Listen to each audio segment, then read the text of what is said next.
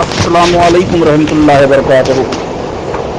जी दोस्तों, जिस तरीके से एमाइन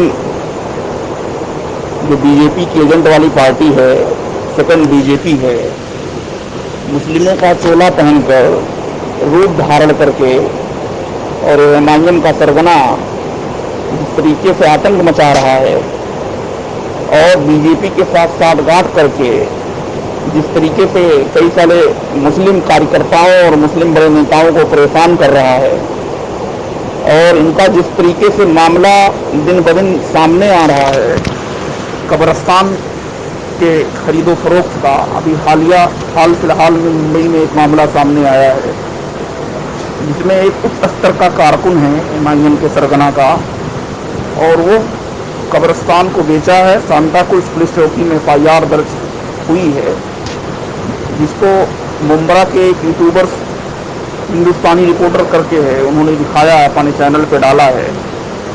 हिंदुस्तानी रिपोर्टर के 1.5-2 लाख से ज़्यादा सब्सक्राइबर हैं। आप हिंदुस्तानी रिपोर्टर पे जाकर के एमाइन के कब्रिस्तान के खरीदो फरोख्त का मामला देख सकते हैं जो है। और सांताक्रूज में उस एमाइन के एक बड़े कारकुन पर कई सारे धाराओं में FIR दर्ज हुई है। तो जिस तरीके से हैदराबाद में, तेलंगाना में कई सारे जगहों पर एमाइन के कारकुन का कब्रिस्तानों और दूसरे कई सारे मुस्लिम प्रॉपर्टी के खरीदो फरोख्त का मामला सामने आता रहता है, तो इससे चीज़ क्लियर हो जाती है कि एमाइन के लोग मुस्लिम पक्षकार नहीं बल्कि मुस्लिम विरोधी हैं। ये चीज़ क्लियर हो जाती है। लेकिन जिस तरीके से बीजेपी के अंधभक्त मार्केट में मौजूद हैं, उसी तरीके से एमाइन के सरगना के भी अंधभक्त मार्केट में मौजूद हैं। इन दोनों पार्टियों में और इन दोनों के कार्यकर्ताओं मतलब अंधभक्तों में कोई ज़्यादा फर्क नहीं है, क्योंकि इनका मुद्दा धार्मिक है और एक दूसरे से को अंदर से सपोर्ट करते हैं। तभी तो यूपी में आजम खान को और उसके बाद में पूर्वांचल में डॉक्टर अयूब को इसी वजह के इशारे पर जेल में डाल दिया जाता है जो है। और फिलहाल वो मामला कोर्ट के दायरे में है, तो इस पर ज़्यादा टिप्पणी कुछ करना बेहतर नहीं है। लेकिन जिस तरीके से इनके कई सारे राज्यों में एमाइन के लोगों ने खरीदो फरोख्त का मामला किया है, कब्रिस्तान का और कई सारे विवादित ज़मीनों का जो है, ज़मीनों के हड़पने का, तो इन पर कोई कार्रवाई नहीं होती। अगर कोई ये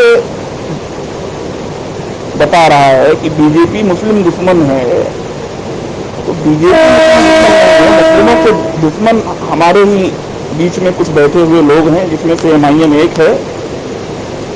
अगर बीजेपी की दुश्मनी आजम खान का अंदर करना, अयूब साहब का अंदर करना, अगर ये दुश्मनी का सबूत है, तो फिर एमाइन को क्यों नहीं वो अंदर करते? क्योंकि मुसलमान जहाँ तक अपना रहनुमा और रहबर माइनॉरिटी इसको मान रही है, तो इसको क्यों नहीं अंदर कर देती बीजेपी? जबकि इनके ऊपर कई सारे मामले दर्ज हैं हैदराबाद में, कई सारे जो है धोखाधड़ी के केस हैं जमीन के मामले में, लेकिन इन्हें अंदर नहीं करती है क्योंकि इन्हें कहीं ना कहीं एमाइन सपोर्ट कर रही है। हाल फिलहाल में बड़े पैमाने पर बिहार में सपोर्ट करने वाली है, बंगाल में ऑलरेडी सपोर्ट करने का प्लान है। मामला उजागर होने के नाते दिल्ली में इन्होंने सपोर्ट नहीं किया, तो उसका हार का सामना करना पड़ा बीजेपी को। तो कहने का मतलब ये है कि मुसलमान जिसे रहनुमा और रहबर मानता है, वो रहनुमा और रहबर नहीं बल्कि हमारे ही आस्तीन में छुपे हुए सांप हैं। तो मुसलमानों को जज्बात से नहीं बल्कि सूझबूझ से काम लेने की, तदबीर से काम लेने की जरूरत है। बस मैं इतना ही कहना चाहता हूँ।